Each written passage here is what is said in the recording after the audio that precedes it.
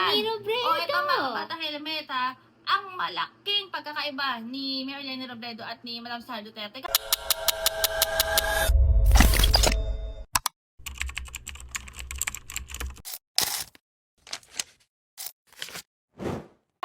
Nung VP pa si Mayor Lenny Robredo, hindi talaga yan gumagamit videographer ng government vehicle. Oo. Talaga nagbabas pa rin yan. Ay, hindi pala siya ganun. Hindi siya take advantage na tao.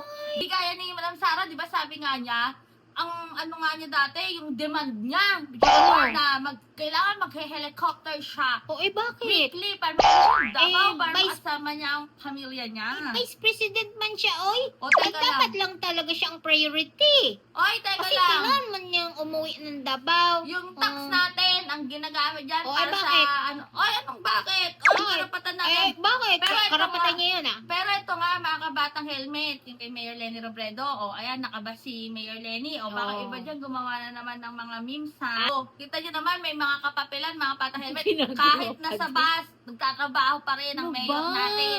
Mayora, naka-out ka na, di ba? Ay, wala, nagtatrabaho pa rin. Time in ka pa Pero din. dyan yung makikita mga kabatang helmet, ang sa public servant na binavalue talaga yung pasweldo sa kanya. Oo. Hindi siya nagte-take advantage para dahil may posisyon ako, pwede akong gumamit ng Oo. ganito, ako dapat ang priority. Hindi siya Oo. ganon. O dyan talaga makikita yung big difference Oo. ng dalawang yan, yung mga differences Alam nila. mo, tinitake advantage si Mayoral Lenny Ah. Robredo, yung time. Yes, yung Ginagamit niya yung time Ito, para sa...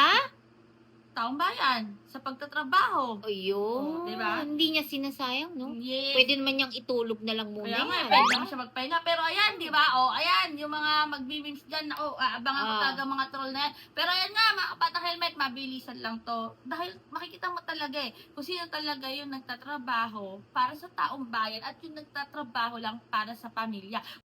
Basta stay happy, stay healthy, and stay safe tayo as always. Ako po si BH. Ako po si videographer. Oy, Bakit? yan na. Punta na tayo na. Naga!